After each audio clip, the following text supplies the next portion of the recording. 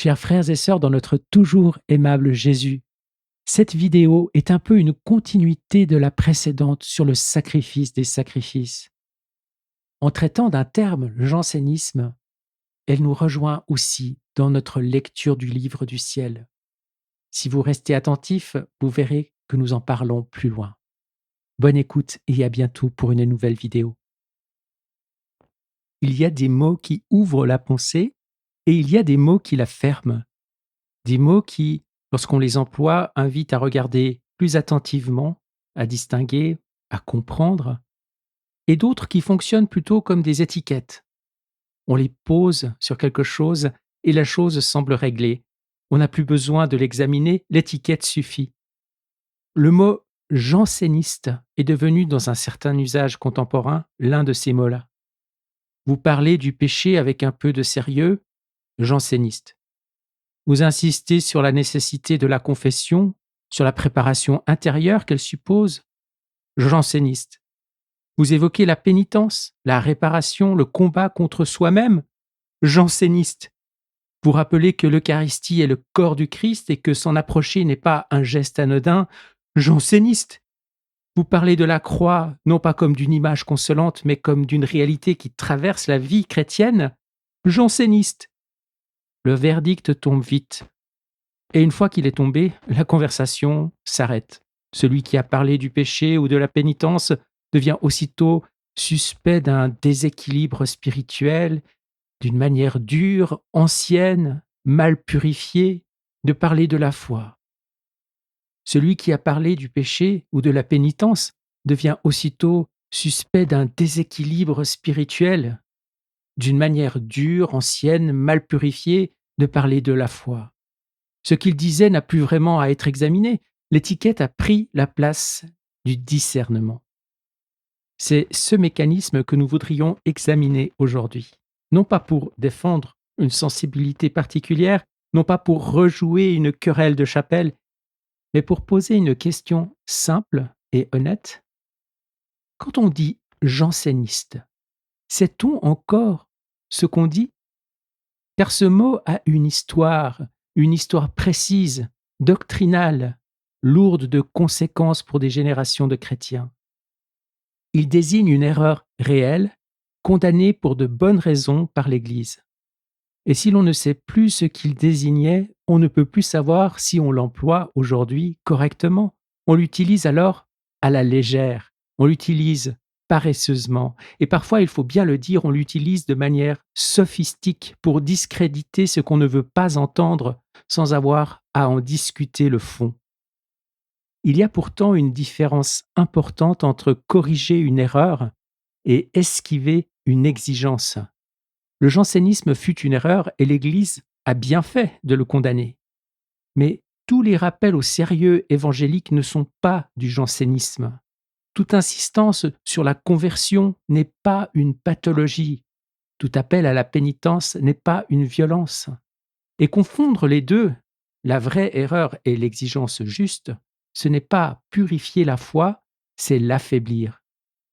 Voilà ce que nous allons essayer d'éclairer ensemble, en passant d'abord par l'histoire, parce qu'on ne peut pas juger un mot sans savoir ce qu'il a d'abord voulu dire, puis en regardant ce que l'Église a réellement condamné et pourquoi, puis en essayant de retrouver cette ligne catholique juste que l'on perd des deux côtés, du côté du rigorisme qui écrase les âmes et du côté d'une miséricorde mal comprise qui finit par ne plus appeler personne à se laisser convertir.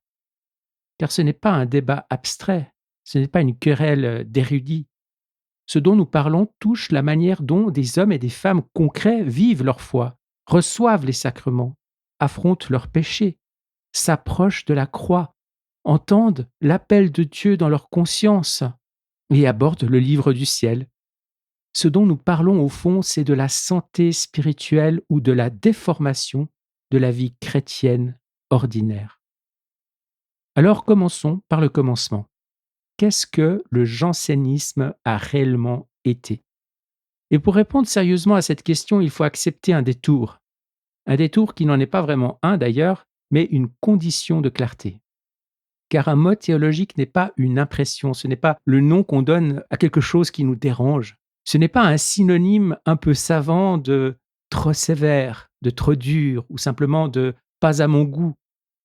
Un mot théologique désigne une réalité précise, une erreur identifiée, un courant déterminé, un ensemble d'affirmations que l'Église a examinées, discutées et puis jugées. Et c'est précisément parce qu'il désigne quelque chose de précis qu'on peut l'employer justement ou alors à côté de la vérité. Si quelqu'un utilisait le mot pélagien pour parler d'une personne qui fait du sport le dimanche matin au lieu d'aller à la messe, on sentirait immédiatement qu'il y a là quelque chose de forcé. Le mot serait trop lourd pour ce qu'il prétend désigner. Il servirait moins à nommer qu'à impressionner. Mais pour sentir ce décalage, encore faut-il savoir, même sommairement, ce qu'est le pélagianisme. Encore faut-il avoir une idée de ce que cette erreur affirmait réellement sur la nature humaine, sur la grâce et sur le salut. C'est exactement la même logique qui s'applique au jansénisme. Tant qu'on ne sait pas ce qu'il a été, on ne peut pas savoir si le mot est bien employé. On l'accepte ou on le rejette selon ses sympathies, selon l'atmosphère de la conversation, selon le camp auquel on se sent plus ou moins appartenir, mais on ne le juge pas à partir du réel. Et une pensée qui fonctionne selon les atmosphères et les appartenances, ce n'est plus tout à fait une pensée, c'est un réflexe. Le passage par l'histoire n'est donc pas un luxe d'érudit, ce n'est pas non plus une manière de noyer le sujet sous les dates, les querelles anciennes et les noms propres. C'est une condition du discernement sérieux. On ne peut pas savoir si un usage est abusif sans connaître l'usage légitime. On ne peut pas dénoncer un amalgame si on n'est pas capable de montrer où passe la ligne de séparation. Et on ne peut pas défendre la juste exigence évangélique contre de mauvais procès si l'on n'est pas capable de distinguer cette exigence de l'erreur qu'on prétend lui faire porter. Il y a plus encore, l'Église a une mémoire, et cette mémoire n'est pas seulement celle des bibliothèques ou des archives, elle est aussi doctrinale. Quand l'Église condamne une erreur, elle ne le fait pas comme on émet une opinion passagère, au gré d'un climat ou d'une sensibilité.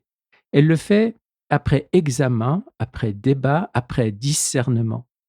Et cette condamnation dit alors quelque chose de réel sur la foi, sur ce qui la sert, sur ce qui la blesse, sur ce qui finit par déformer la vie chrétienne. Se couper de cette mémoire, ou la traiter comme un vestige d'un autre âge, c'est se priver d'un instrument de discernement que l'Église a forgé à grand prix. Ce qui a été condamné sous le nom de jansénisme, ce ne sont pas de simples maladresses de ton, ni des habitudes un peu trop austères, ni un style spirituel jugé démodé. C'est une déformation doctrinale réelle qui a produit des effets pastoraux réels dans la vie de communautés réelles pendant des générations. Et c'est justement parce que cette déformation était réelle que son nom ne devrait jamais être employé à la légère. Alors voilà ce que nous allons faire maintenant. Entrer dans cette histoire. Non pour faire un cours magistral, non pour alourdir inutilement notre propos, mais pour voir plus clair ensuite, pour être capable, une fois que nous aurons regardé ce qu'a réellement été le jansénisme, de distinguer ce qui lui ressemble véritablement de ce qui n'en est que l'ombre commode ou le fantôme polémique. Le jansénisme tient son nom d'un évêque flamand du XVIIe siècle, Cornelius Jansen, mort en 1638.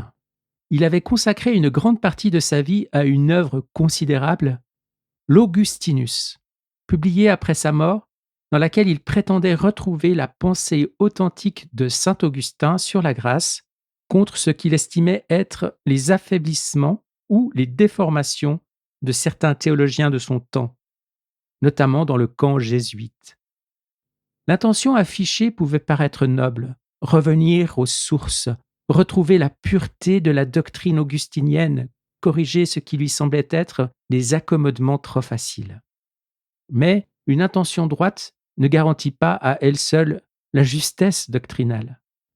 Et ce que Janssen avait élaboré dans son grand ouvrage, puis ce que ses disciples, surtout en France, allaient développer, défendre et diffuser avec beaucoup de cohérence et d'énergie, contenait un déséquilibre profond dans la manière de comprendre la grâce, la liberté humaine et au fond l'économie même du salut.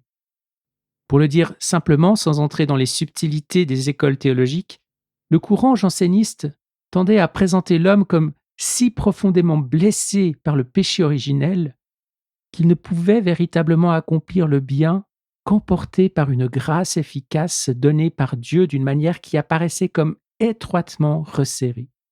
La grâce de Dieu n'était pas niée, la miséricorde divine non plus, mais en pratique, elle se trouvait comme tendue, resserrée, difficile à recevoir et surtout difficile à espérer avec une confiance paisible.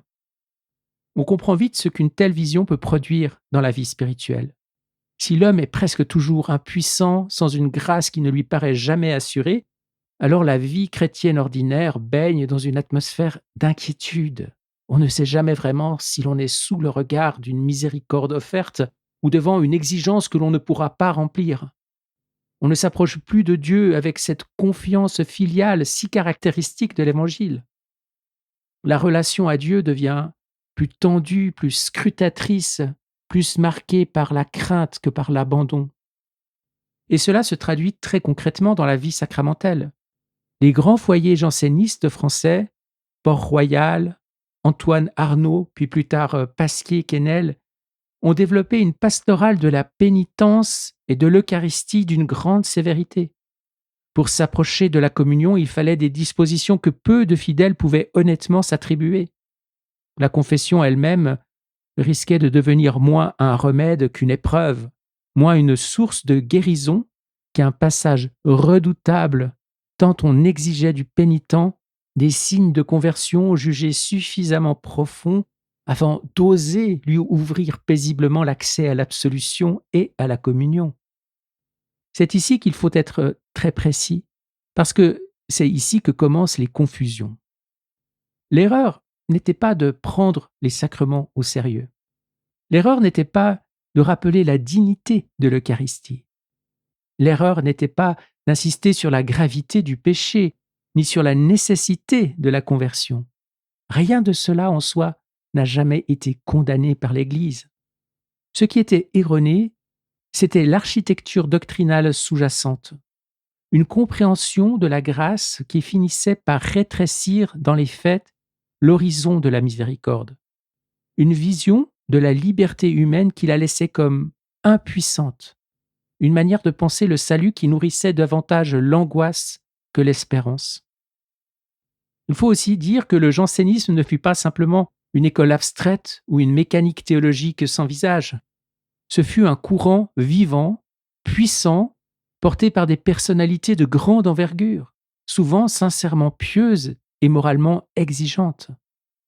Blaise Pascal en demeure le témoin le plus célèbre, même si son génie propre déborde très largement le cadre janséniste et continue de nourrir bien des lecteurs qui ne partagent pas ses options théologiques.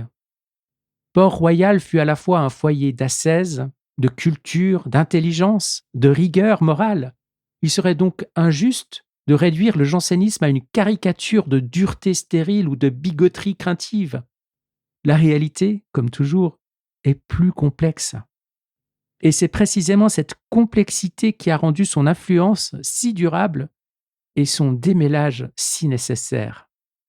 Ce qui demeure au bout du compte, c'est ceci. Le jansénisme n'est pas simplement une spiritualité austère. C'est un système doctrinal qui, sous prétexte de prendre Dieu au sérieux, a fini par déformer quelque chose du visage de Dieu.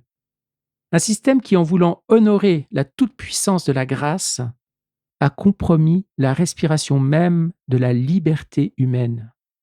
Un système qui, en voulant préserver la dignité des sacrements, en a rendu l'accès si difficile qu'il a découragé ou même éloigné des âmes de la source même de leur guérison. C'est donc une erreur réelle, grave, documentée, aux conséquences spirituelles et pastorales profondes. Et c'est précisément pour cela que l'Église ne s'est pas contentée de la désapprouver d'instinct, elle l'a examinée et puis condamnée. Voyons maintenant comment. L'Église n'a pas condamné le jansénisme d'un seul coup ni pour des raisons vagues. Elle l'a fait à plusieurs reprises, sur des points précis, après des débats longs, complexes et parfois extrêmement tendus. Et si l'on veut comprendre ce que le mot janséniste peut désigner légitimement, il faut regarder avec précision ce que ces condamnations visaient, ni plus ni moins. La première grande étape, c'est 1653. Dans la Constitution Cum Occasione, le pape Innocent X condamne 5 propositions tirées de l'Augustinus de Janssen, ou du moins présentées comme en exprimant fidèlement la substance. Ces propositions touchent toutes au même nœud, la relation entre la grâce divine, la liberté humaine et la possibilité réelle d'obéir à Dieu. Il y est question, en substance, de commandements qui seraient impossibles à observer même pour des justes, faute de la grâce nécessaire, d'une grâce intérieure à laquelle on ne pourrait résister, d'une liberté humaine comprise de telle manière qu'elle ne serait plus pleinement responsable au sens chrétien du terme. Et l'Église répond non. Elle répond avec force, parce que l'enjeu n'est pas secondaire. Pourquoi cette fermeté ? Parce que ces thèses touchaient à quelque chose de décisif dans l'intelligence chrétienne de Dieu et de l'homme. Si la grâce agit de telle manière que l'homme ne peut pas vraiment y résister, alors sa liberté se trouve vidée de sa consistance morale. Et si certains commandements de Dieu sont dans les faits impossibles à accomplir même pour ceux qui cherchent à lui être fidèles, alors la justice et la bonté même de Dieu deviennent obscures. On aurait un Dieu qui commande sans donner réellement la possibilité d'obéir. L'Église ne pouvait pas laisser s'installer une telle représentation sans y répondre. Mais l'affaire ne s'arrête pas là. Quelques décennies plus tard, en 1713, la Constitution Unigenitus de Clément XI condamne 101 propositions tirées d'un ouvrage Réflexions morales sur le Nouveau Testament de Pasquier-Quesnel. Avec Quesnel, le courant janséniste a pris d'autres formes, parfois plus diffuses, parfois plus pénétrantes encore. On y retrouve la même tendance à rétrécir l'horizon de la grâce, à durcir la vision de l'Église, à présenter la vie chrétienne comme si elle appartenait plus ou moins dans les faits à un petit nombre d'âmes vraiment intérieures, vraiment fidèles, vraiment touchées.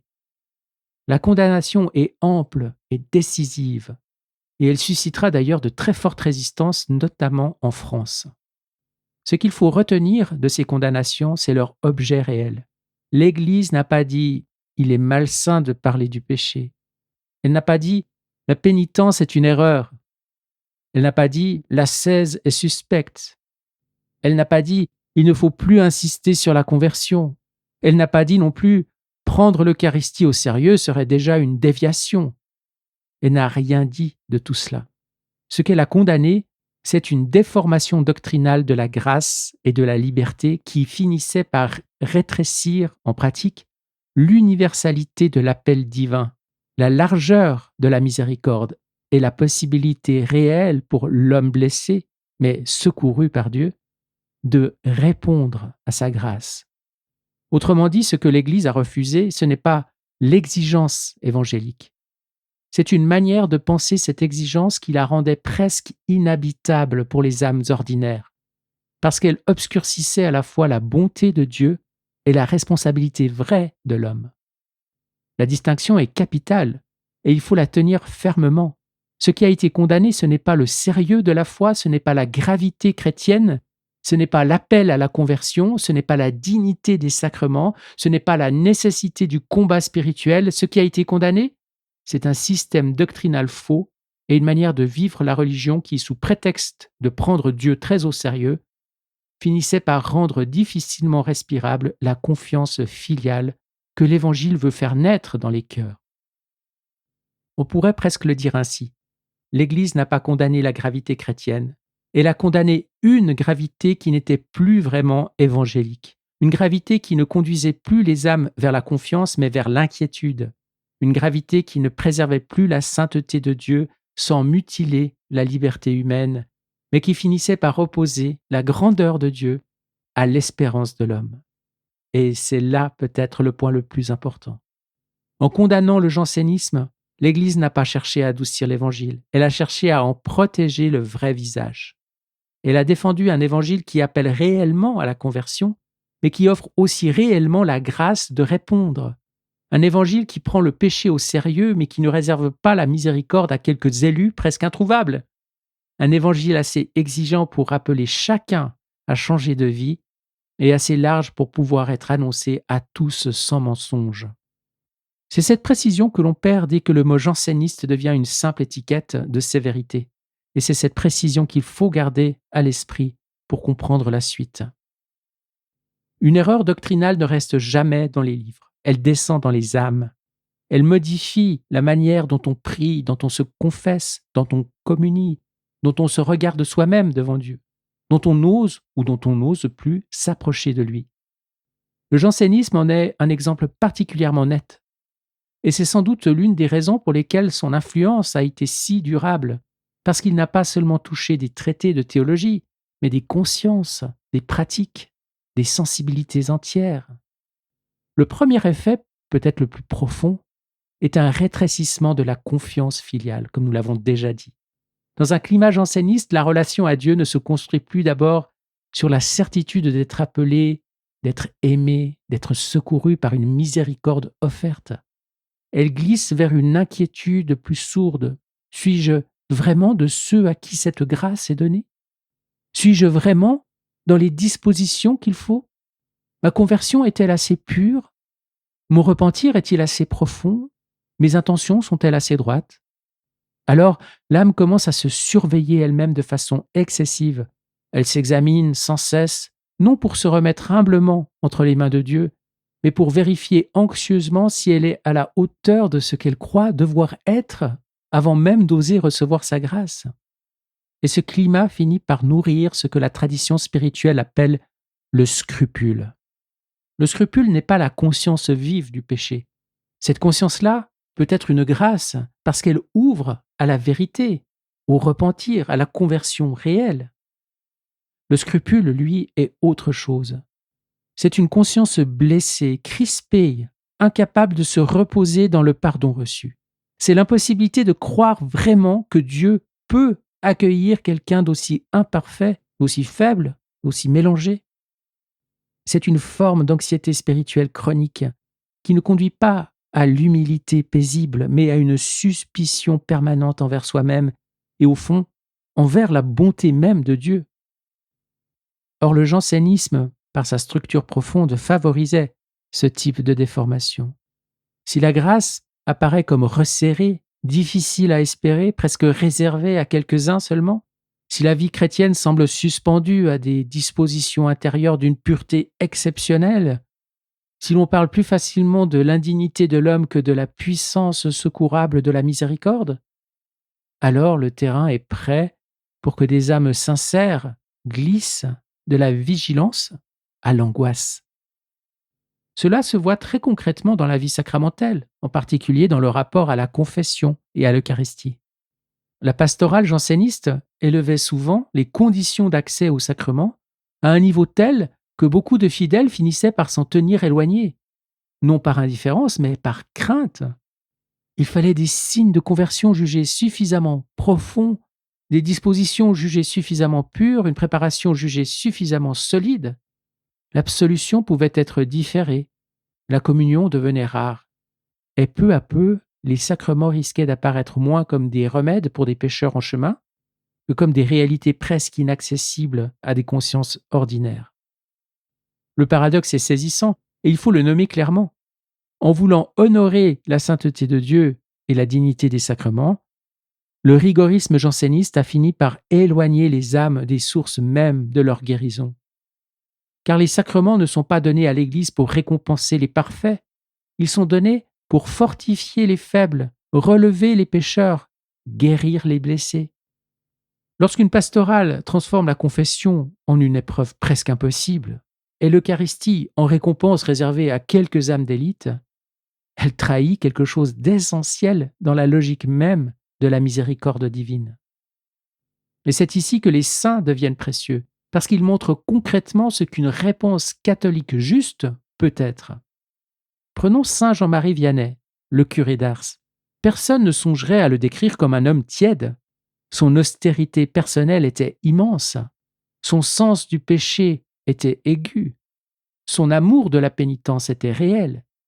Et pourtant, dans son ministère de confesseur, il savait qu'une dureté excessive pouvait faire un tort immense aux âmes.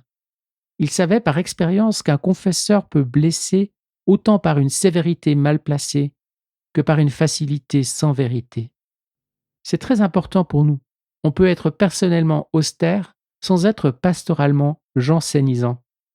On peut prendre Dieu et le péché très au sérieux sans transformer la miséricorde en mur infranchissable. On pourrait dire quelque chose de semblable de saint Alphonse de Ligorie. Et ce n'est pas un exemple secondaire. Alphonse était moraliste, confesseur, fondateur, évêque. Il a vécu de plein pied dans les débats les plus intenses du XVIIIe siècle sur la confession, la conscience et la pastorale des âmes. Et ce qu'il a vu dans ces débats l'a convaincu d'une chose. Le rigorisme n'est pas une forme plus haute de fidélité à Dieu. C'est une déformation de la morale chrétienne qui finit par rendre la conscience malade au lieu de la guérir. Sa théologie morale n'est pas une œuvre de compromis ou d'accommodement facile. C'est une œuvre de précision, construite contre deux excès symétriques. Le laxisme, qui dissout les exigences, et le rigorisme, qui les rend inhumaines. Il cherchait la voie juste, celle où la vérité morale reste entière et où l'âme garde un accès réel à la miséricorde. Ce n'est pas par hasard que l'Église l'a déclaré patron des confesseurs et des moralistes. Il avait compris, mieux que beaucoup, que diriger une conscience n'est pas la soumettre à une loi abstraite, mais l'aider à se tenir debout devant Dieu dans la vérité et dans la confiance à la fois. Il faut ajouter un autre effet du jansénisme, plus diffus mais réel, une certaine difficulté à concevoir la joie chrétienne. Quand le salut est vécu sous le signe d'une incertitude oppressante, quand Dieu est approché d'abord comme celui dont on redoute de ne pas être aimé comme il faudrait, quand l'accent porte constamment sur l'insuffisance de l'homme sans être suffisamment porté par la largeur du secours divin, alors une forme de raideur peut s'installer dans la vie spirituelle. On devient méfiant envers la simplicité, envers la paix, envers la joie même, non pas par profondeur, mais parce qu'une erreur sur Dieu finit toujours par atteindre aussi la manière humaine de vivre devant lui. Et c'est précisément ce que l'Église a peu à peu corrigé, non seulement par des condamnations doctrinales, mais aussi par une restauration pastorale. Il a fallu redire que les sacrements sont des remèdes avant d'être des récompenses. Il a fallu redire que la contrition sincère ouvre réellement au pardon. Il a fallu redire que la communion n'est pas un privilège pour quelques parfaits, mais une nourriture pour ceux qui cherchent humblement à se laisser convertir. Il a fallu, autrement dit, rouvrir aux âmes le chemin d'une confiance qui ne supprime pas l'exigence, mais qui la rend enfin habitable. Ce rééquilibrage n'était pas une capitulation devant la médiocrité, c'était une fidélité plus profonde à l'Évangile. Et c'est précisément sur cette ligne, non pas exigence ou miséricorde, mais exigence et miséricorde, enfin réaccordée, qu'il faut maintenant s'arrêter davantage. Nous avons vu ce que le jansénisme a été, ce que l'Église a condamné en lui, et les blessures spirituelles qu'il a pu laisser dans les âmes. Mais une condamnation à elle seule ne suffit pas à dessiner une ligne. Elle dit ce qu'il ne faut pas laisser s'installer. Elle ne dit pas encore pleinement ce qu'il faut retrouver. Et c'est peut-être ici que commence le travail le plus important. Non pas seulement s'éloigner d'une erreur, mais redécouvrir l'équilibre vivant qu'elle avait rompu. Cet équilibre, l'Église ne l'a pas inventé après coup pour répondre au jansénisme. Il est là depuis le commencement, dans l'Évangile lui-même, dans la manière dont le Christ parle du péché et de la miséricorde, de la conversion et de l'accueil, de la vérité et de l'amour. Ce que l'Église a fait au fil des siècles, c'est défendre cet équilibre, le réexprimer, le réincarner, le rendre de nouveau visible quand certaines déformations venaient l'obscurcir. On pourrait formuler la ligne catholique juste de manière très simple. La miséricorde est première, mais elle n'est pas seule. Elle ne nie pas le péché. Elle le rencontre pour le guérir. La grâce est offerte à tous, mais elle appelle une réponse réelle, un consentement vrai, une conversion qui n'est ni fictive ni automatique. L'amour de Dieu est gratuit dans son origine, mais il est transformant dans son effet. On ne sort pas de la rencontre avec la miséricorde divine exactement comme on y est entré. C'est ce que saint François de Sales avait compris avec une profondeur et une douceur extraordinaires bien avant que les querelles jansénistes n'atteignent leur plein développement. François de Sales n'est pas un homme qui minimise le péché, il n'est pas un spirituel facile. Il connaît la fragilité humaine, les lenteurs de la conversion, les replis de l'amour-propre. Mais il sait aussi que l'âme se convertit mieux dans la confiance que dans la crispation, mieux sous l'attrait du bien que sous la seule pression de la peur. C'est pour cela qu'il demeure si précieux.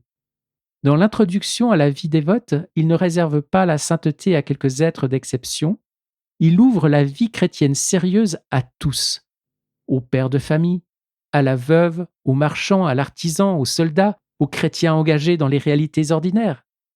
La sainteté n'est pas, chez lui, une forteresse réservée à quelques assiégés héroïques. Elle est une vocation universelle, une manière de laisser l'amour de Dieu pénétrer les conditions concrètes de l'existence. Et cette douceur salésienne n'est pas une concession ou relâchement, elle est la forme d'une vérité plus profonde. François de Sales regarde le mal en face, mais il refuse de croire qu'on guérira les âmes en les écrasant. Sa douceur n'est pas faiblesse, elle est force pastorale.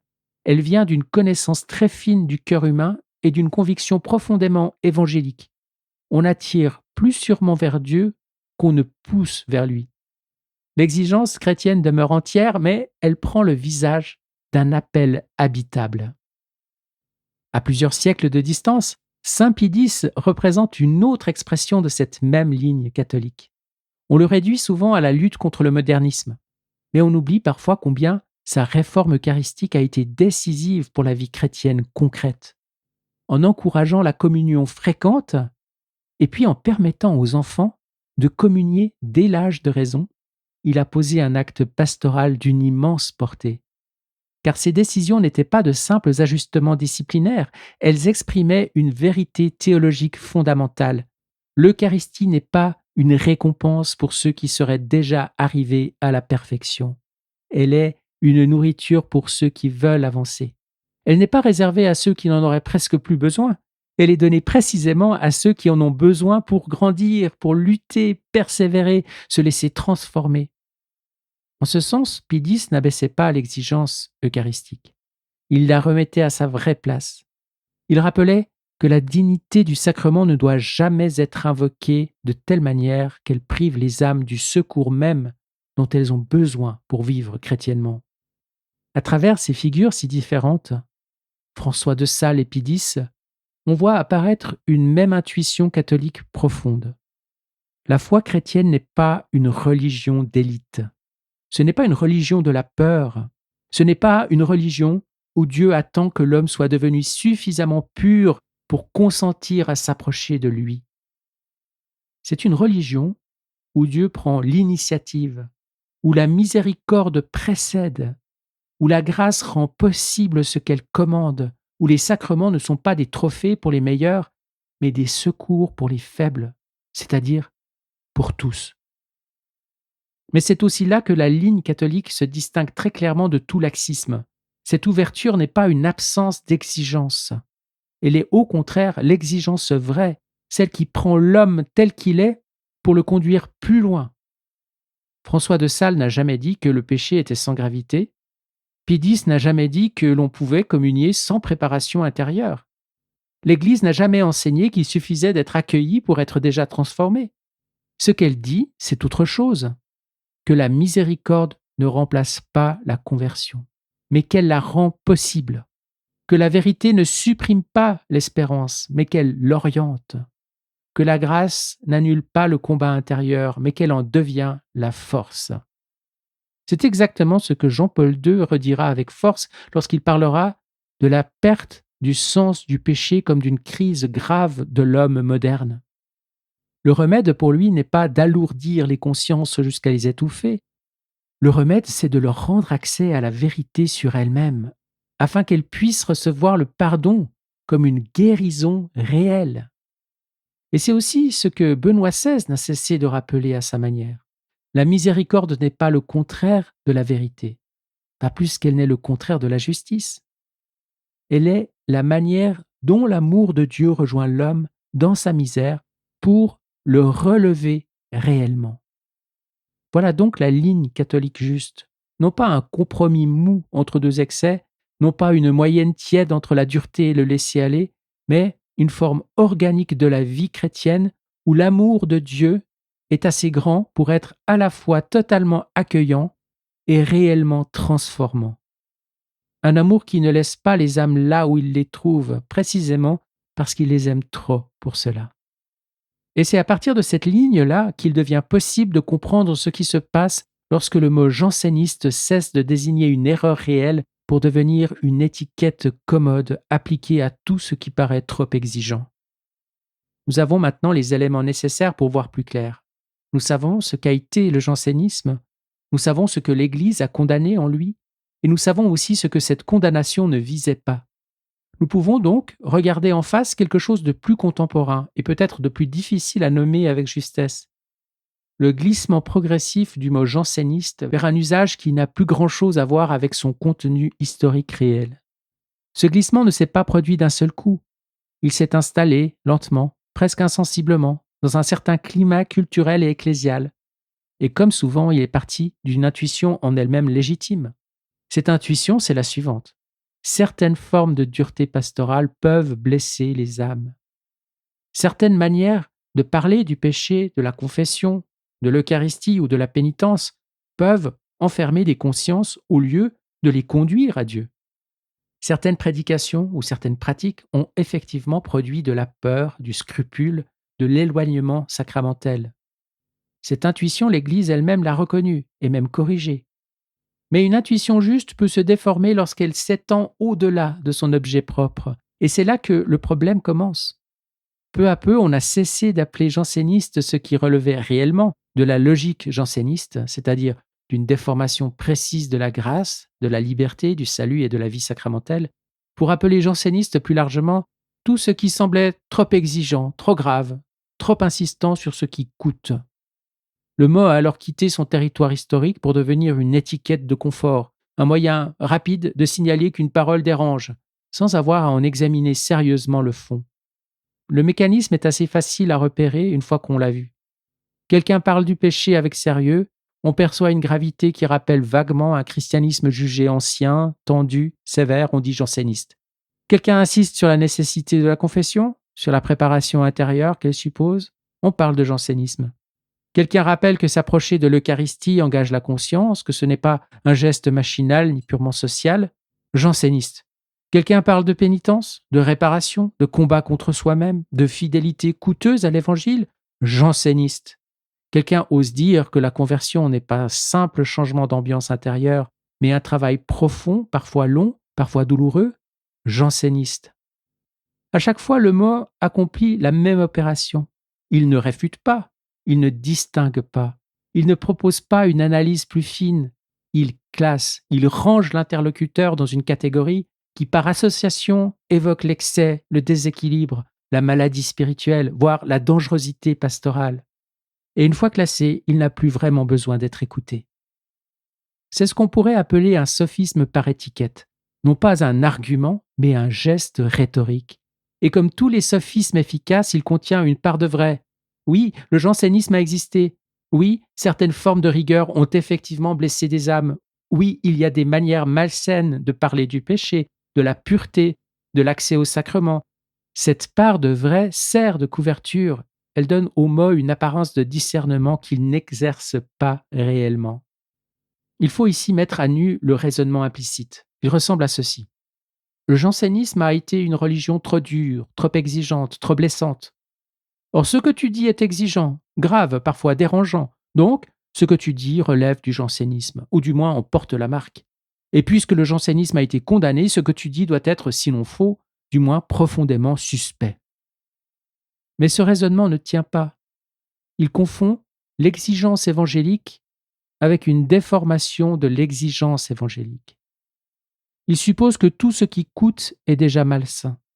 que tout ce qui parle du péché est déjà psychologiquement douteux, que tout ce qui n'est pas immédiatement consolant, inclusif, est déjà pastoralement toxique. Bref, il finit par rendre suspect non pas seulement certaines erreurs, mais des dimensions entières de la foi catholique. Car remarquons bien ce qui disparaît lorsque ce mécanisme fonctionne librement. La confession sérieuse devient suspecte, la pénitence devient suspecte, l'examen de conscience devient suspect, la contrition devient suspecte, l'idée même qu'il faille résister à soi-même, consentir à une croix, rompre avec certaines habitudes, traverser un combat intérieur prolongé, devient suspecte. Et peu à peu, tout ce qui, dans la vie chrétienne, suppose un engagement réel de la volonté, se trouve exposé à la même disqualification diffuse. On ne dit pas que c'est faux, on dit que c'est janséniste. Ce qui, dans le langage courant d'aujourd'hui, revient souvent à dire archaïque, malsain, rigide, psychologiquement dangereux, élitiste, et l'affaire est close avant même d'avoir été pensée. Il faut cependant être juste, ce glissement n'est pas toujours conscient et il n'est pas toujours malveillant. Il peut exprimer une inquiétude sincère. Il peut venir d'une vraie compassion pour les âmes blessées par des expériences religieuses dures. Il peut traduire une réaction compréhensible contre certaines pastorales réellement traumatisantes. Tout cela mérite d'être entendu, mais cela ne doit pas devenir un instrument de suspicion généralisée à l'égard de tout ce que l'Évangile contient de grave, d'exigeant, de crucifiant. Car l'Évangile contient quelque chose de difficile. La croix n'est pas une image décorative. La conversion n'est pas un simple changement de sentiment. Le péché n'est pas une construction culturelle provisoire. La lutte spirituelle n'est pas un résidu d'un autre âge, même à l'âge de la divine volonté. Et une foi qui aurait évacué tout cela sous prétexte d'avoir corrigé le jansénisme ne serait plus vraiment la foi catholique dans son intégrité. Ce serait une foi affaiblie, appauvrie, peut-être plus rassurante à court terme, mais moins capable de guérir, parce que moins capable de nommer ce dont l'homme a besoin d'être guéri. Reste alors une question décisive. Comment ce glissement a-t-il pu s'installer aussi profondément? Qu'est-ce qui, dans notre culture, dans certaines évolutions du langage religieux, dans certaines peurs pastorales, l'a rendu si plausible? C'est ce qu'il faut maintenant examiner. Quand une confusion s'installe durablement, ce n'est jamais tout à fait par hasard. Il y a toujours un terrain qui la rend possible. Des peurs, des fatigues, des blessures, des habitudes de pensée, des réflexes culturels. Et cela vaut aussi ici. Si le mot janséniste a pu glisser si loin de son sens réel, ce n'est pas simplement parce que certains l'emploieraient mal par négligence, c'est parce qu'un certain climat a rendu cet usage plausible, presque naturel, parfois même vertueux en apparence. Le premier facteur est culturel et il dépasse de beaucoup les frontières visibles de l'Église. Nous vivons dans une civilisation qui a profondément transformé sa manière de parler de la culpabilité. Sous l'influence de la psychologie moderne, d'une certaine philosophie de l'émancipation personnelle et d'un individualisme pour lequel l'épanouissement de soi devient la mesure implicite de beaucoup de choses, la culpabilité est devenue suspecte en elle-même. Non pas seulement certaines formes pathologiques ou excessives de culpabilité, ce qui serait une distinction juste, mais l'expérience morale de la faute comme telle. On l'aperçoit volontiers comme un reliquat archaïque, un mécanisme de pression, un symptôme psychologique à apaiser, plutôt qu'un signal intérieur à interpréter. Cela change évidemment la manière dont on entend le langage chrétien sur le péché. Quand la culture traduit spontanément tu as péché par tu te sens coupable et tu te sens coupable par tu souffres d'un problème intérieur, alors toute parole chrétienne sur le péché devient suspecte d'avance. Elle ne dit plus quelque chose de vrai sur la relation de l'homme à Dieu, elle semble révéler surtout un malaise psychologique chez celui qui parle ou chez celui qui écoute. Et c'est là que le mot janséniste devient particulièrement disponible. Il habille d'un vocabulaire théologique une méfiance qui est d'abord culturelle. Le deuxième facteur est plus proprement ecclésial. Il faut ici parler avec nuance. Après le Concile Vatican II, de vraies corrections étaient nécessaires. Certaines pastorales avaient été lourdes, certaines habitudes avaient perdu en transparence évangélique, certaines manières de transmettre la foi avaient effectivement besoin d'être purifiées. Mais dans ce mouvement légitime, certaines lectures ont fini par installer une opposition trop simple entre un avant trop sombre, trop pesant, trop culpabilisant, et un après plus libre, plus accueillant, plus lumineux. À partir du moment où cette logique de rupture s'installe, tout ce qui ressemble de près ou de loin à l'ancien langage catholique sur l'effort, la pénitence, la lutte intérieure, la croix, la confession, peut devenir suspect par simple association. C'est ici que la remarque de Benoît XVI sur l'herméneutique de la rupture devient très éclairante. Lorsqu'on lit l'histoire de l'Église selon le schéma d'un avant largement dépassé et d'un après largement libérateur, on finit presque fatalement par traiter comme des restes problématiques ce qui relève pourtant de la structure permanente de la vie chrétienne. Et le mot janséniste vient alors jouer un rôle très commode. Il permet de ranger du côté du passé disqualifié ce qui est en réalité peut-être seulement catholique, évangélique ou simplement exigeant. Il faut ajouter un troisième facteur, plus pastoral et plus humain, qui appelle une vraie compassion. Beaucoup de chrétiens ont réellement souffert de formes de religion dures, fermées, maladroites ou peu miséricordieuses. Des confessions vécues dans la peur, des discours très lourds sur l'enfer ou la pureté, des pratiques qui nourrissaient davantage le scrupule que la confiance, des situations où l'on a davantage appris à redouter Dieu qu'à se laisser rejoindre par lui. Ces souvenirs existent, ces blessures sont réelles, et il serait injuste de les balayer d'un revers de la main. Le problème commence lorsque la réaction à ces blessures dépasse sa cible. Quand on a souffert d'un excès de pesanteur, on peut être tenté d'écarter non seulement ce qui était abusif, mais aussi ce qui est simplement exigeant par nature. On ne rejette plus seulement la dureté mal placée, on rejette aussi la croix, la conversion, la pénitence, la mort à soi-même, tout ce qui, dans l'Évangile, ne se laisse pas réduire à l'accueil immédiat.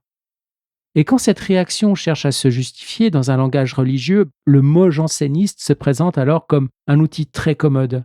Il donne une forme doctrinale à ce qui est souvent au départ une fatigue spirituelle ou une mémoire blessée. C'est ici que le discernement devient particulièrement délicat, parce que les blessures sont vraies, parce que les peurs ne sont pas toutes imaginaires, parce que certaines pastorales ont réellement fait du mal. Mais la réponse juste à une blessure réelle n'est pas toujours celle que la blessure réclame spontanément. Un homme qui s'est brûlé à la flamme peut avoir peur du feu. Il n'en a pas moins besoin de lumière et de chaleur. De même, une église qui, pour ne plus blesser les âmes, cesserait de leur parler du péché, de la conversion, de la croix et de la nécessité d'être guérie, ne les guérirait pas davantage. Elle les laisserait simplement seules face à ce qu'elles n'oseraient plus nommer.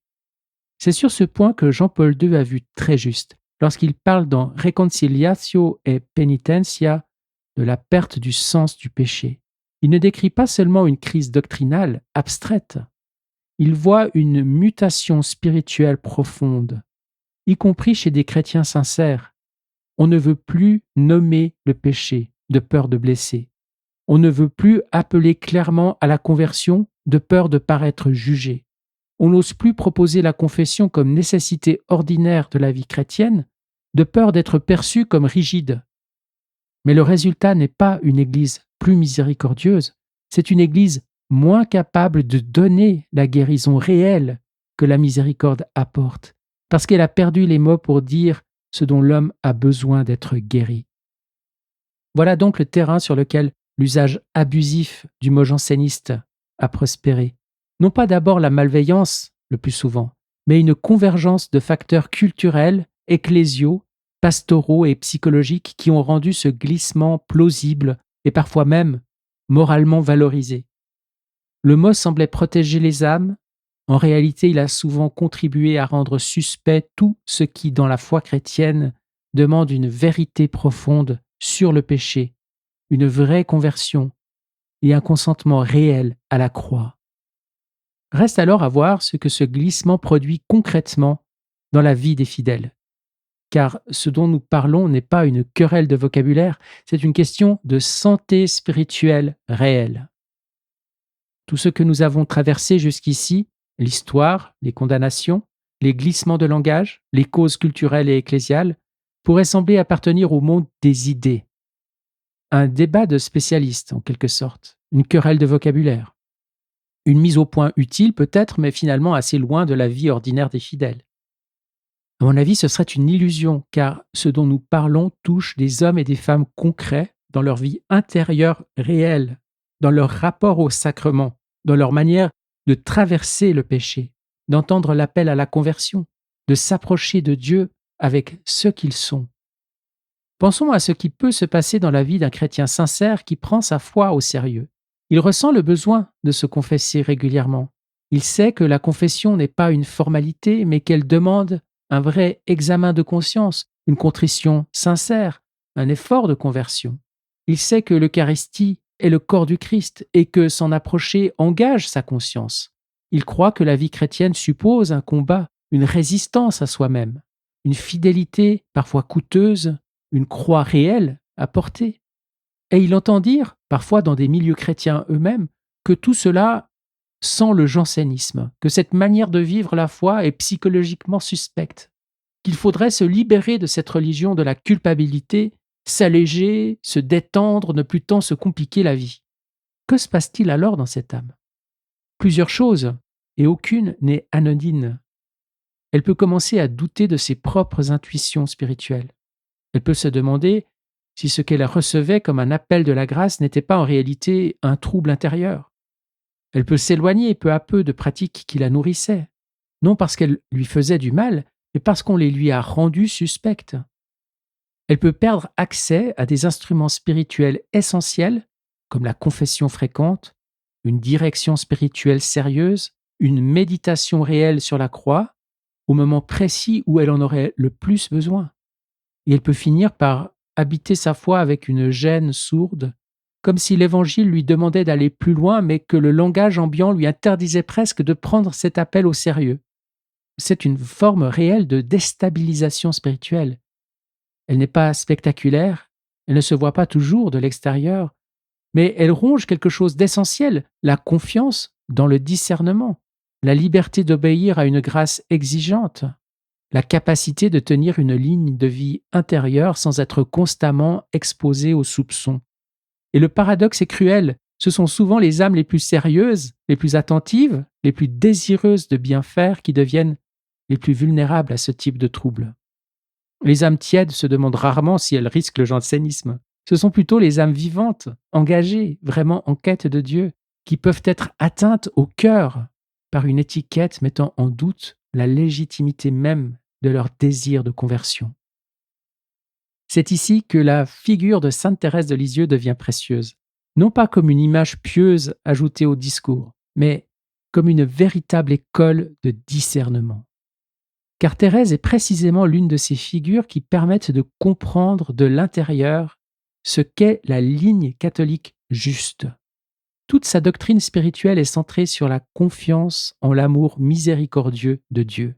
Le pape François a rappelé récemment que cette confiance, et rien que la confiance, résume en quelque sorte le génie de sa spiritualité et que sa petite voix est un chemin de confiance et d'amour ouvert à tous. Mais il faut ici éviter une lecture trop douceâtre de Thérèse. On la cite souvent comme si elle représentait une foi simple, apaisée, immédiatement légère, presque sans combat. Ce n'est pas faux de voir en elle une docteure de la confiance. Mais ce serait très faux d'oublier ce que cette confiance a traversé. Thérèse a connu une véritable fragilité intérieure. Elle a elle-même raconté avoir souffert des scrupules. Et ces derniers mois ont été marqués par une nuit de la foi très profonde. Sa petite voix n'est donc pas le contournement du combat spirituel. Elle est une manière profondément évangélique de le traverser. Ce qui est propre à Thérèse et qui en fait une figure si éclairante pour notre sujet, c'est qu'elle ne tombe ni dans le rigorisme ni dans le laxisme. Et elle n'évite ni l'un ni l'autre par compromis, mais par profondeur. Elle sait que l'homme est pauvre, faible, incapable de se sauver lui-même. Elle ne minimise pas cette pauvreté, elle la regarde bien en face. Mais elle refuse de faire de cette pauvreté une raison de désespérer ou de se replier sur soi. Elle en fait le lieu même où Dieu peut agir. C'est pourquoi sa doctrine de la confiance n'est pas une façon d'oublier le péché, c'est une façon de cesser de se regarder soi-même comme mesure ultime, pour regarder Dieu comme un Père et un Sauveur. Le pape François souligne justement que chez Thérèse, la confiance libère de l'obsession du contrôle, des calculs anxieux et des peurs qui volent la paix, tandis que la petite voix ne supprime pas la croissance dans la sainteté, mais la fonde dans la primauté de la grâce. Il y a chez elle une image célèbre, et elle est souvent mal comprise, celle de l'ascenseur. Thérèse dit qu'elle est trop petite pour gravir seule le rude escalier de la perfection, et que l'ascenseur qui doit la conduire jusqu'à Jésus, ce sont ses bras. On lit parfois cette image comme une dispense d'effort, comme si la petite voix consistait à ne plus lutter, à ne plus consentir à rien de coûteux, à se laisser porter dans une sorte de facilité spirituelle. Mais ce n'est pas ça, car ce que suppose cette image, précisément, c'est le renoncement à la prétention de monter par soi-même. Elle suppose une pauvreté consentie, une humilité radicale, un abandon qui n'est pas passivité molle, mais dépossession profonde. Thérèse ne supprime pas la croix, elle la replace là où elle doit être, dans ce consentement nu par lequel l'âme accepte de ne pas se sauver elle-même et laisse Dieu agir en elle. Voilà pourquoi Thérèse est si importante ici. Elle est presque l'antidote vivant à la fois du scrupule et de l'affadissement. On ne peut pas en faire une figure janséniste. Toute sa doctrine de la confiance s'y oppose. Mais on ne peut pas non plus en faire la patronne d'une vie chrétienne sans combat, sans vérité sur le péché, sans dépouillement intérieur. Sa petitesse n'est pas médiocrité. Son enfance spirituelle n'est pas désinvolture. Son abandon n'est pas une dispense de conversion. Elle tient ensemble la misère réelle de l'homme et la miséricorde réelle de Dieu, sans écraser l'une sous l'autre. Et c'est précisément ce qui éclaire notre sujet. Quand une âme qui cherche sincèrement Dieu, qui prend la confession au sérieux, qui veut vivre la conversion réellement, se voit taxée de jansénisme, on lui retire en quelque sorte la possibilité d'habiter paisiblement la vérité sur elle-même devant Dieu. On lui laisse entendre que sa conscience du péché est malsaine, que son désir de pénitence est douteux, que son sens de la croix relève d'une pathologie ancienne, et ce faisant, on ne l'éloigne pas nécessairement d'un vrai rigorisme, on peut l'éloigner d'une profondeur spirituelle authentique, catholique, beaucoup plus proche de Thérèse qu'on ne l'imagine. La vraie question n'est donc pas faut-il parler du péché ou ne pas en parler? Faut-il prendre la croix au sérieux ou l'effacer? Faut-il insister sur la conversion ou l'alléger? La vraie question est toujours celle du comment. Comment parle-t-on du péché? Dans quel esprit propose-t-on la pénitence? Avec quelle intelligence de la grâce accompagne-t-on une âme dans son combat? C'est sur ce comment que l'Église exerce son discernement, non pas en supprimant l'exigence, mais en veillant à ce qu'elle reste reliée à la miséricorde, à la confiance filiale, à la liberté réelle de l'homme aidé par Dieu. Jean-Paul II, lorsqu'il parle de la perte du sens du péché, montre bien que le remède n'est ni le retour à une dureté aveugle, ni l'effacement du langage de conversion, mais la redécouverte d'une vérité qui ouvre à la guérison. Or, ce discernement devient beaucoup plus difficile si le mot janséniste sert à disqualifier d'avance toute parole grave, tout appel réel à la conversion, toute insistance sérieuse sur la confession, sur la pénitence et sur la croix.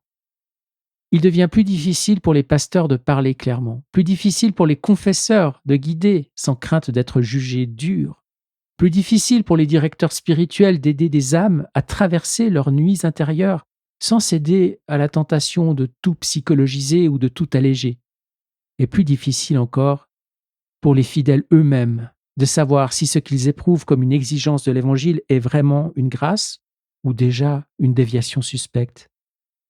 Il reste maintenant à regarder un cas particulier qui nous intéresse de près, et justement éclairant parce qu'il est plus complexe, celui des lectures de Luisa Picaretta et du Livre du ciel, où le mot janséniste peut parfois brouiller un discernement qu'il faudrait au contraire affiner davantage.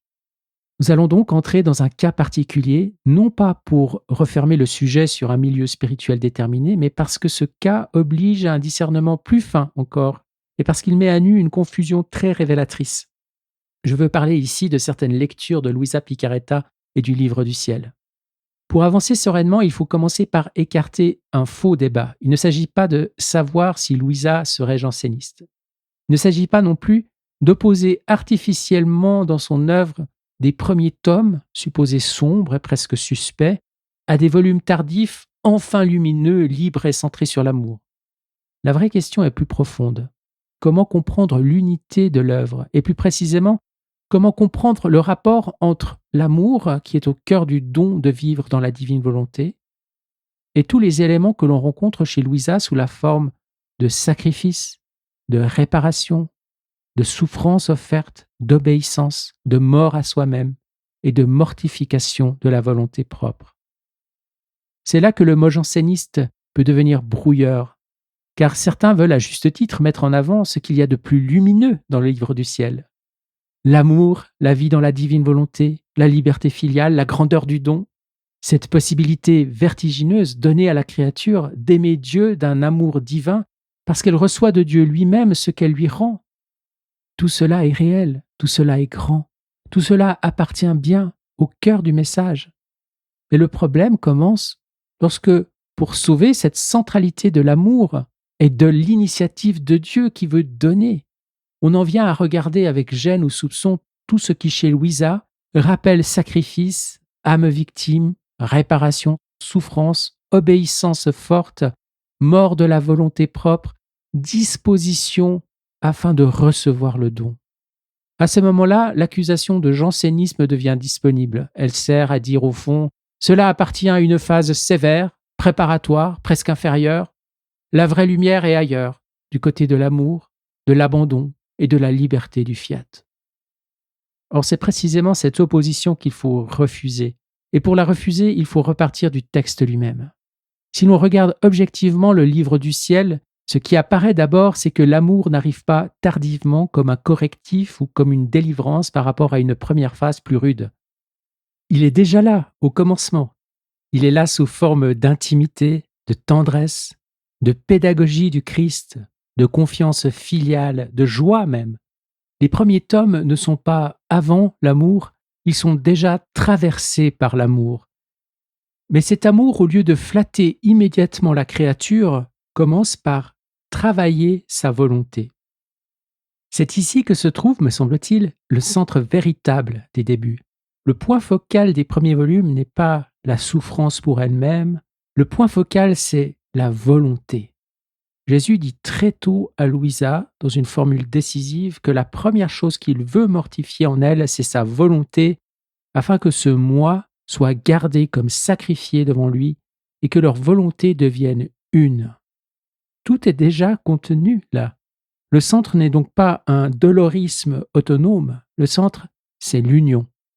Et cette union passe par une œuvre d'amour qui commence par déloger la volonté humaine de sa souveraineté. Cela change tout, car alors le sacrifice n'est plus un absolu parallèle à l'amour, il n'est plus quelque chose qui viendrait corriger l'amour ou lui imposer une ombre, il devient la forme concrète que prend l'amour lorsqu'il veut unir l'âme à Dieu. De même, la réparation n'est pas une mécanique froide, l'âme victime n'est pas une logique d'écrasement, la souffrance offerte n'est pas une fascination morbide. Toutes ces réalités doivent être comprises à l'intérieur d'une logique plus profonde. L'amour veut l'union, et l'union exige que la volonté humaine cesse de se posséder elle-même. Le sacrifice est donc une modalité de l'amour. La dépossession est une condition de l'amour. La mort à soi-même est l'œuvre de l'amour lorsqu'il veut faire place au fiat.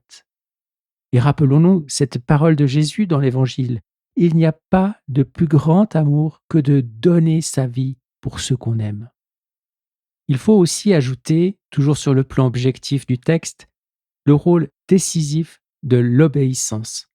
Louisa commence à écrire par pure obéissance, et cette obéissance n'est jamais un simple cadre extérieur, elle structure l'itinéraire, elle protège contre l'illusion, et elle empêche que la relation à Dieu devienne purement privée, purement auto-interprétée, purement abandonnée au ressenti intérieur.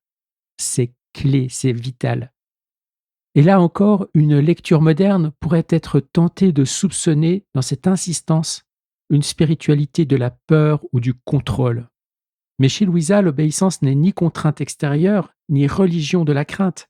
Elle est l'un des lieux concrets où l'amour apprend à la volonté humaine à ne plus se conduire elle-même. Elle est donc intérieure à la logique du don. Il faut également corriger un autre contresens. On imagine parfois les premiers tomes comme uniformément sombres, presque oppressants. Or, ce n'est pas ce que donne la lecture directe. On y trouve certes des passages très forts, des épreuves intenses, un langage de réparation et de souffrance qui peut heurter une sensibilité moderne, mais on y trouve aussi, très réellement, la paix, la tendresse, la joie. Jésus dit à Louisa qu'il ne la veut pas comme une victime oppressée, mais paisible et joyeuse, comme un petit agneau docile. Cela est très important. Les premiers tomes ne sont donc pas le registre de la seule douleur, ils sont le registre de la dépossession dans l'amour. Et c'est précisément cela qui les relie organiquement au développement plus tardif. Car si l'on passe maintenant au second plan, celui du développement de l'œuvre, on voit mieux apparaître son harmonie. Oui, les volumes tardifs déploient avec une ampleur nouvelle le langage du don. Davantage de lumière, davantage d'universalité, davantage de majesté doctrinale et de beauté poétique, davantage de liberté filiale, davantage de mise en valeur de la créature devenue par grâce capable de rendre Dieu à Dieu, un amour divin. Il ne faut surtout pas minimiser cela, mais il faut dire avec la même force, cette lumière n'abolit pas ce qui la précède, elle l'accomplit. Cette liberté divine n'est pas le contraire de la mort à soi, elle en est le fruit. Cette possession de la divine volonté n'est pas le contraire du sacrifice, elle naît de lui. L'amour tardivement déployé n'efface pas la dépossession antérieure, il en manifeste la splendeur cachée. On pourrait presque le dire ainsi, les premiers tomes montrent ce que l'amour fait à la volonté humaine. Les volumes plus tardifs montrent ce que devient l'âme quand cet amour a fait son œuvre. La continuité est donc organique. La lumière du fiat ne délivre pas d'un christianisme antérieur de type sacrificiel, elle révèle le sens profond de cette pédagogie aimante. Les premiers tomes ne sont pas un embarras à contourner ou à éviter, à reléguer dans le passé, ils sont la grammaire de réception des grandes lumières ultérieures. C'est seulement à partir de là que l'on peut passer au troisième plan, celui de l'interprétation et de sa réception. Pourquoi certains accusent-ils alors une lecture comme celle-ci d'être jansénisante ? Parce qu'ils identifient l'amour à la seule liberté lumineuse du don et qu'ils voient dans tout ce qui rappelle sacrifice, réparation, croix, obéissance ou mortification de la volonté propre une sorte de résidu sévère, presque étranger à la vraie nouveauté du fiat. À leurs yeux, si l'amour est la clé, alors tout ce qui coûte semble devoir être relégué au second plan. Et si quelqu'un insiste au contraire sur l'importance permanente des premiers tomes, il paraît réintroduire un climat de dureté, donc quelque chose qui ressemblerait à du jansénisme, avec de l'élitisme, de la volonté propre qui se cherche encore, une sainteté humaine des vertus, etc. C'est ici qu'il faut parler avec la plus grande netteté. Une telle lecture se trompe sur ce qu'est d'abord le jansénisme. Nous avons établi plus haut qu'une perspective janséniste se reconnaît à autre chose.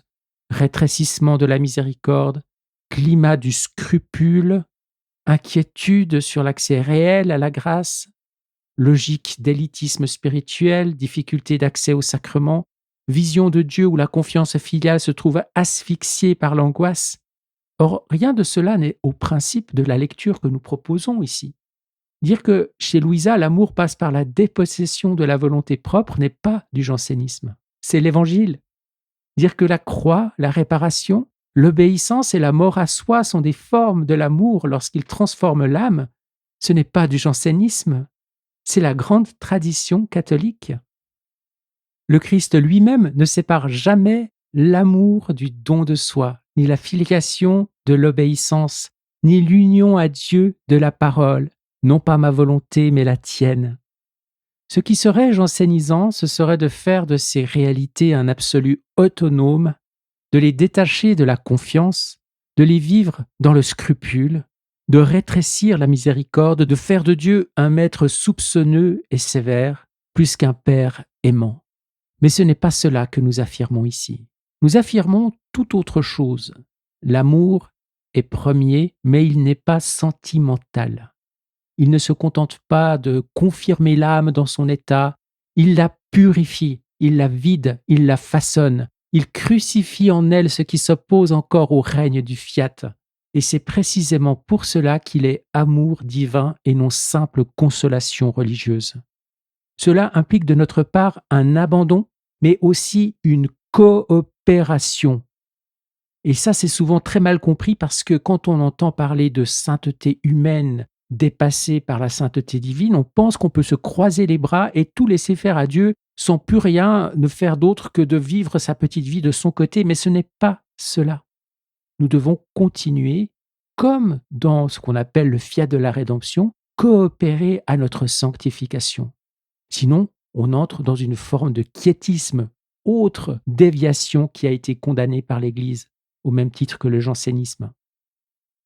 Et donc voilà, la thèse que nous défendons n'a rien de janséniste. Elle ne rétrécit pas l'amour de Dieu, elle le prend assez au sérieux pour croire qu'il transforme réellement. Elle ne rétrécit pas la miséricorde, elle refuse seulement de la dissocier de la conversion qu'elle opère. Elle ne met pas l'âme sous le règne du scrupule, elle rappelle que l'union à la divine volonté suppose la fin du règne de la volonté propre. Elle ne réserve pas le salut à une élite, elle décrit la loi intérieure par laquelle tout don authentique divin est reçu sans être déformé. À ce point, il faut tenir ensemble plusieurs vérités. Oui, l'amour est bien la clé du livre du ciel. Oui, cet amour est déjà présent dans les premiers tomes. Oui, les éléments sacrificiels doivent être interprétés dans l'amour et non à côté de lui ni contre lui. Oui, certains aspects de l'itinéraire de Louisa demeurent liés à sa mission singulière et ne doivent pas être introduits et reproduits matériellement dans notre vie à nous. Mais non, on ne peut pas pour autant traiter les premiers tomes comme un simple étage inférieur, désormais contournable au nom d'une lecture plus pure, plus libre et plus amoureuse du don, car alors on court un risque spirituel très réel, faire de la divine volonté non plus une œuvre de transformation radicale de l'âme, mais une confirmation subtile de soi-même. Parler d'amour divin sans consentir à ce que cet amour a de crucifiant pour la volonté propre. Et c'est précisément ici que l'harmonie du livre du ciel doit être défendue. Cette harmonie n'est pas celle d'une juxtaposition entre deux spiritualités, l'une sacrificielle et l'autre amoureuse, elle est celle d'un seul mouvement. L'amour est déjà au départ. Et parce qu'il est vrai, il commence par purifier, dépouiller, mortifier ce qui en nous ne s'est pas encore aimé divinement. Puis à mesure que cette œuvre s'accomplit, le même amour déploie plus explicitement sa lumière, sa liberté, sa fécondité, sa capacité de faire entrer l'âme dans une vie qui n'est plus simplement humaine.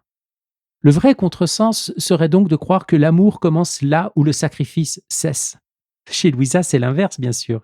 Le sacrifice n'a de sens que comme forme prise par l'amour lorsqu'il veut unir l'âme au fiat. La bonne ligne me semble donc être celle-ci, reconnaître pleinement que l'amour est la clé du livre du ciel, mais reconnaître aussi que dans ce livre, l'amour n'est jamais l'alternative au sacrifice, il en est le principe. Et le sacrifice n'est pas l'ombre d'un christianisme inférieur, il est la forme prise par l'amour lorsqu'il dépossède l'âme d'elle-même pour la rendre capable du don. À cette lumière, les premiers tomes retrouvent leur vraie place. Ils ne sont ni un embarras à contourner, ni un absolu à reproduire en tout, ils sont une école de vérité sur la volonté humaine, une école de dépossession, une école d'obéissance, une école d'amour crucifiant. Et c'est précisément cela qui les relie organiquement au grand développement ultérieur sur la divine volonté. Alors oui, on peut lire Louisa avec paix, mais à une condition, ne pas couper l'amour de ce qu'il fait, ne pas parler du don en oubliant la transformation qu'il suppose, et ne pas laisser le mot jansénisme venir occuper, à la place du discernement, tout l'espace de l'interprétation. Nous avons parcouru déjà un long chemin. Nous savons maintenant ce qu'a été le jansénisme, nous savons ce que l'Église a condamné et pourquoi. Nous savons comment le mot a glissé de son sens historique précis vers un usage de disqualification diffuse. Nous avons vu les effets concrets de cette confusion dans la vie des âmes et nous avons vu comment elle peut brouiller la lecture de certaines œuvres spirituelles. Il est temps maintenant de tirer quelques lignes claires, non pas pour fermer le débat, mais pour fortifier le discernement, pour que celui qui entend le mot janséniste appliqué à une parole, à une pratique, à une spiritualité, soit capable de se demander « est-ce vraiment le cas ?» et pour qu'il dispose de quelques repères simples, fermes, directement issus de tout ce que nous avons établi. Parler du péché avec sérieux n'est pas du jansénisme. L'Église n'a jamais condamné la conscience du péché. Elle n'a jamais dit que nommer le péché était malsain, ni que le reconnaître relevait d'une pathologie. Ce qu'elle a condamné, c'est une vision déformée de la grâce et du salut, qui rendait la vie chrétienne presque inhabitable. La conscience du péché, elle, est une grâce. Et la perte du sens du péché, loin de corriger le jansénisme, laisse les âmes sans vérité sur elles-mêmes, donc sans accès réel à la guérison. Appeler à la confession n'est pas du jansénisme. Rappeler que la confession suppose un examen de conscience, une contrition sincère, un vrai désir de conversion n'est pas du jansénisme. Ce qui était janséniste, c'était d'exiger des dispositions si parfaites, si rares et si inaccessibles que l'accès au pardon sacramentel devenait pratiquement impossible pour une âme ordinaire. Mais inviter les fidèles à se confesser sérieusement, à ne pas transformer l'absolution en un geste routinier, banal, cela l'Église ne l'a jamais condamné, elle l'a toujours encouragé. Insister sur la dignité de l'Eucharistie n'est pas du jansénisme. Dire que s'approcher du corps du Christ engage la conscience, que cela demande une préparation intérieure réelle et l'état de grâce, n'est pas du jansénisme. Ce qui était janséniste, c'était de dresser devant les fidèles un mur si haut que la communion devenait une récompense réservée aux plus avancés. La dignité de l'Eucharistie et l'accès confiant à l'Eucharistie ne s'opposent pas. C'est précisément ce qu'a rappelé l'Église lorsqu'elle a réouvert plus largement le chemin de la communion fréquente. Parler de pénitence n'est pas du jansénisme. L'ascèse, le jeûne, la mortification volontaire, la pénitence sacramentelle, l'effort concret pour rompre avec le péché, rien de tout cela n'a été condamné. Le Christ lui-même appelle à la conversion. Ce qui était janséniste, c'était une austérité coupée de la confiance, une pénitence devenue fin en elle-même, une discipline qui nourrissait l'angoisse au lieu d'ouvrir à la liberté. La pénitence chrétienne authentique n'est pas autodestruction, elle est consentement à être transformée. Dire que la conversion coûte n'est pas du jansénisme. Dire qu'elle demande du temps, du combat, une résistance à soi-même, parfois une douleur réelle, n'est pas du jansénisme. C'est l'Évangile, c'est Saint Paul, c'est toute la tradition spirituelle de l'Église. Ce qui était janséniste, c'était de faire de ce combat un climat d'inquiétude permanente, un signe d'élection incertaine, un espace où l'âme ne pouvait jamais respirer. Mais rappeler que la conversion est une œuvre sérieuse et parfois crucifiante n'est pas une déviation, c'est une vérité chrétienne fondamentale. Dire que la volonté humaine doit être transformée n'est pas du jansénisme. Dire qu'elle doit apprendre à céder, à se laisser guider, à mourir à sa propre souveraineté pour entrer dans une liberté plus grande n'est pas du jansénisme. C'est la grande tradition catholique des pères à la mystique la plus haute. Ce qui était janséniste, c'était de vider ce processus de sa dimension libre, de présenter l'homme comme presque incapable de répondre réellement à Dieu, de réduire la vie spirituelle à une mécanique écrasante, mais affirmer que la grâce travaille la volonté, la purifie, l'ordonne à Dieu, cela n'a rien d'hétérodoxe, c'est au contraire le cœur même de l'itinéraire chrétien. Parler d'obéissance n'est pas du jansénisme. Dire qu'une âme ne peut pas se guider entièrement elle-même, même dans la divine volonté, qu'elle a besoin d'être corrigée, accompagnée et parfois contredite, que la vie chrétienne suppose de sortir de l'autosouveraineté spirituelle n'est pas du jansénisme. Ce qui serait malsain, ce serait une obéissance vécue dans la peur, sous l'écrasement, sans charité ni vérité. Mais l'obéissance chrétienne elle-même, celle qui apprend à la volonté propre à ne plus régner seule, est une réalité évangélique, pas une dérive janséniste. Parler de la croix comme d'une réalité concrète n'est pas du jansénisme. La croix n'est pas une image décorative. Elle traverse réellement la vie chrétienne. Elle n'est pas l'ennemi de la joie. Elle en est souvent le passage. Ce qu'il faudrait condamner, ce n'est pas le langage de la croix, mais une fascination morbide pour la souffrance en elle-même, une exaltation de la douleur comme valeur autonome, une manière de parler de la croix qui couperait l'âme de l'amour et de l'espérance.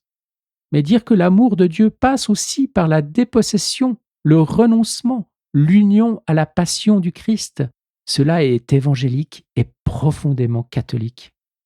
Rappeler que la réparation a une place dans la vie chrétienne n'est pas du jansénisme.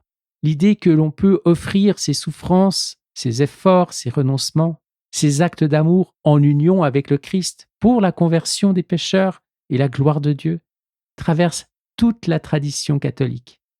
Elle n'exprime pas une défiance envers la grâce, elle exprime au contraire la réalité de la communion au Christ et à son corps. Elle dit simplement que l'amour chrétien n'est pas abstrait et que ce que l'on vit en union avec le Seigneur a une fécondité qui dépasse sa seule personne. On pourrait résumer tout cela dans une formule simple. Ce qui n'est pas du jansénisme, c'est l'exigence évangélique. Ce qui est du jansénisme, c'est une déformation de cette exigence, une déformation qui rétrécit la miséricorde, étouffe la confiance filiale, nourrit le scrupule et finit par rendre la vie chrétienne presque inhabitable pour des âmes ordinaires qui cherchent sincèrement Dieu. La différence est réelle, elle est même décisive, et il est possible de la tenir à condition de ne pas laisser une étiquette remplacer le discernement. Nous venons de dresser une liste de ce qui n'est pas du jansénisme. Il serait incomplet et au fond peu honnête de s'en tenir là, car si le mot janséniste est souvent mal employé, cela ne signifie pas que les déformations qu'il prétend désigner n'existent pas. Elles existent, elles ont existé historiquement et elles peuvent exister encore dans des prédications, dans des pratiques pastorales, dans des directions spirituelles, dans des milieux où le sérieux chrétien a glissé parfois, sans qu'on s'en aperçoive, vers quelque chose de moins évangélique. Il faut donc les nommer, non pour redonner des armes à ceux qui veulent disqualifier toute exigence, mais parce que la vérité demande d'aller jusqu'au bout. La ligne catholique juste n'est pas la défense inconditionnelle de tout ce qui est sévère. Elle est la défense d'une exigence qui reste reliée à l'amour, à la miséricorde et à l'espérance. Et elle sait reconnaître quand ce lien s'est rompu. Il y a dérive lorsque la prédication ne débouche plus sur l'espérance. Non pas lorsqu'elle parle du péché, cela est nécessaire. Non pas lorsqu'elle rappelle la gravité du mal, cela aussi est nécessaire. Mais lorsqu'elle dit le péché sans ouvrir vraiment sur la miséricorde. Lorsqu'elle décrit la blessure de l'homme sans faire sentir la puissance secourable de la grâce. Lorsqu'elle énonce l'exigence sans faire entendre l'accueil, la chute sans le relèvement, le jugement sans le pardon. Une telle prédication peut donner l'impression de défendre la vérité. En réalité, elle finit par tenir les âmes à distance de Dieu, dans une forme de terreur qui n'est plus chrétienne. Car le christianisme n'est pas seulement une religion de la croix, il est une religion de la croix traversée par la résurrection. Il y a dérive lorsqu'on installe une âme dans une culpabilité sans issue. Il faut distinguer très soigneusement deux choses: éveiller la conscience au péché et enfermer une conscience dans un reproche permanent dont elle ne sait plus sortir. La première démarche est pastorale au sens le plus noble. Elle ouvre à la vérité, pour ouvrir ensuite à la guérison. La seconde est une violence spirituelle, même si elle n'est pas voulue comme telle. Une culpabilité qui tourne sur elle-même, qui se nourrit de ses propres reproches, qui n'arrive plus à croire vraiment au pardon reçu. Ce n'est pas de l'humilité chrétienne, ça, c'est le scrupule. Et le scrupule n'est pas une vertu, c'est une blessure. Il y a des dérive aussi lorsque l'austérité devient une fin en elle-même. L'ascèse chrétienne a une logique profonde.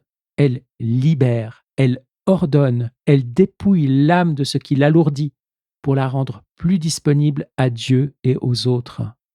Mais si l'austérité se retourne sur elle-même, si elle devient une valeur autonome, si elle produit de la raideur, de la fierté, de la fermeture, alors elle a perdu son sens. Une discipline qui rend sombre, soupçonneux, incapable de paix, ou qui pousse à regarder les autres avec condescendance et soi-même avec angoisse, n'est plus au service de l'Évangile. Elle s'est mise au service d'elle-même. Il y a dérive lorsqu'une pastorale nourrit le scrupule au lieu de le guérir. Un confesseur ou un directeur spirituel peut, avec les meilleures intentions du monde, aggraver ce qu'il voudrait soigner. Il suffit parfois d'insister sans mesure sur les imperfections, de multiplier les exigences sans discernement, de retarder le pardon ou l'accès au sacrement, de telle sorte que la vie chrétienne devienne un fardeau presque impossible à porter. La direction spirituelle juste tient ensemble les deux pôles. Elle dit la vérité sur le péché, mais elle conduit vers la miséricorde. Elle ne choisit pas l'un contre l'autre, elle n'écrase pas pour faire grandir, elle aide à marcher. Il y a dérive encore lorsque l'accès au sacrement est vécu sous le signe de l'écrasement plutôt que de la guérison. Les sacrements ne sont pas des trophées, ils ne sont pas des récompenses réservées à ceux qui seraient déjà arrivés. Ils sont des remèdes, des lieux où la miséricorde de Dieu rencontre la misère de l'homme pour la transformer. Une manière de présenter l'Eucharistie ou la confession qui ferait peser sur les fidèles ordinaires le sentiment qu'ils ne sont jamais assez bien pour s'en approcher, qu'ils devraient d'abord atteindre un degré de perfection dont ils ne peuvent jamais être sûrs, n'est pas fidèle à la logique évangélique. Elle détourne les âmes précisément au moment où elles auraient le plus besoin du secours sacramentel. Il y a enfin une dérive plus profonde encore, celle d'une vision de Dieu où la crainte finit par étouffer l'amour. La crainte peut avoir une place réelle dans le réveil de l'âme. La tradition chrétienne ne l'a jamais nié, mais elle ne peut pas être la forme mûre et stable de la relation à Dieu. L'Évangile appelle l'homme à passer de la peur du maître à la confiance filiale, de l'angoisse devant le juge à l'amour du Père. Une vie spirituelle qui resterait enfermée dans la peur, qui ne croirait jamais assez à la bonté de Dieu pour s'y reposer, qui vivrait devant lui dans la posture permanente d'un accusé plutôt que d'un enfant, a perdu quelque chose d'essentiel. Elle n'a pas seulement pris le sérieux évangélique trop au sérieux, elle a défiguré le visage de Dieu. Ce sont là de vraies dérives. Elles méritent d'être corrigées, doctrinalement et pastoralement. Et c'est bien ce que l'Église a fait au fil des siècles, non pas en supprimant l'exigence, mais en veillant à ce qu'elle demeure au service de la vie et non de la mort, de la confiance et non de l'angoisse, de l'amour et non de la peur. La ligne juste passe entre deux bords. D'un côté, l'usage abusif de l'étiquette janséniste pour disqualifier toute exigence évangélique. Nous avons vu comment ce mécanisme fonctionne et combien il affaiblit la foi. De l'autre, de vraies dérives rigoristes où la gravité chrétienne se coupe de la miséricorde, de la liberté et de la confiance filiale. Entre les deux, il y a un chemin étroit, exigeant, lumineux, un chemin où l'on peut parler du péché et du pardon ensemble, de la croix et de la résurrection ensemble, de l'exigence et de la tendresse ensemble. Ce chemin, l'Église le connaît, il est l'Évangile lui-même. Nous sommes partis d'un mot qui, dans un certain usage contemporain, fonctionne comme une étiquette, posée vite, posée sans examen, posée pour clore une conversation avant qu'elle n'ait vraiment commencé. un mot qui prétend désigner une erreur, mais qui sert souvent à esquiver une exigence. Nous avons choisi de prendre ce mot au sérieux, de ne pas le laisser flotter dans l'à peu près, de demander ce qu'il désignait réellement dans l'histoire de l'Église et de la pensée chrétienne. Et ce détour n'était pas un luxe, c'était la condition de tout le reste. Nous avons vu que le jansénisme fut une erreur réelle, non pas une simple ambiance de tristesse, non pas une austérité un peu excessive, non pas le vestige vague d'un catholicisme ancien, une erreur doctrinale précise, aux effets pastoraux profonds, qui a déformé le visage de Dieu dans la conscience de générations de chrétiens, en rétrécissant la miséricorde, en asphyxiant la confiance filiale, en rendant les sacrements moins accessibles aux blessés qu'ils n'auraient dû l'être. L'Église a eu raison de la condamner, et cette condamnation dit quelque chose de vrai sur la foi, sur ce qui la sert et sur ce qui la blesse. Mais nous avons vu aussi que cette condamnation a un objet précis. Elle ne porte pas sur la gravité chrétienne, elle ne porte pas sur la conscience du péché, elle ne porte pas sur l'appel à la conversion, sur la pénitence, sur l'ascèse, sur la dignité des sacrements, sur la croix, sur la réparation ou sur la mort de la volonté propre. Elle porte sur une déformation de la grâce et de la liberté qui rendait tout cela inhabitable. Et confondre la déformation avec ce qu'elle déformait, c'est commettre une erreur de discernement qui a des conséquences réelles dans la vie des âmes. Nous avons vu aussi comment cette confusion s'est installée, sous l'effet d'une culture qui rend la culpabilité suspecte en elle-même, sous l'effet de certaines lectures de rupture qui ont fini par regarder avec méfiance tout ce qui ressemble de près ou de loin à l'ancien langage catholique sur l'effort, sur la pénitence et la croix, sous l'effet enfin de blessures réelles provoquées par des formes pastorales dures auxquelles on a voulu répondre parfois en dépassant la cible. Ces causes sont réelles, elles méritent d'être entendues, mais elles ne justifient pas le glissement qui en résulte, celui par lequel le mot janséniste est devenu une étiquette de confort disponible pour classer sans examiner et disqualifier sans distinguer. Or ce glissement n'est pas sans effet, il déstabilise des âmes sincères, il rend suspectes des pratiques qui les nourrissaient. Il empêche parfois les pasteurs de parler avec clarté du péché, de la confession, de la pénitence, de la croix, de la dépossession. Il appauvrit la foi au moment même où il prétend la protéger. Ce que nous avons voulu faire tout au long de ce parcours, c'est donc rétablir des distinctions, non par amour de la polémique, non pour défendre un camp, non pour réhabiliter une dureté quelconque, mais parce que penser juste est une forme de charité, parce que nommer juste est une condition du discernement, et parce que la foi catholique mérite mieux que des mots qui la simplifient jusqu'à la défigurer. Réapprendre à nommer justement, c'est tenir ensemble plusieurs vérités que notre époque sépare facilement. C'est dire que le jansénisme fut une vraie erreur et que le mot ne peut donc pas être utilisé à la légère. C'est dire que l'exigence évangélique n'est pas du jansénisme et qu'une Église qui cesserait d'appeler à la conversion, de parler du péché, de proposer la pénitence, de défendre la dignité des sacrements sous prétexte de ne pas paraître rigoriste, ne serait pas plus miséricordieuse, elle serait simplement moins capable de guérir. C'est dire aussi qu'il existe de vraies dérives rigoristes et qu'une gravité chrétienne coupée de la miséricorde, une austérité devenue fin en elle-même, une pastorale qui nourrit le scrupule au lieu de le guérir, mérite d'être corrigée pastoralement et doctrinalement. Et c'est dire enfin que la ligne catholique juste ne consiste pas à choisir entre deux excès, mais à habiter une unité plus profonde, une vie chrétienne où la miséricorde est première sans être seule, où la grâce est offerte à tous sans dispenser personne de répondre, où l'amour de Dieu est assez grand pour être à la fois totalement accueillant et réellement transformant.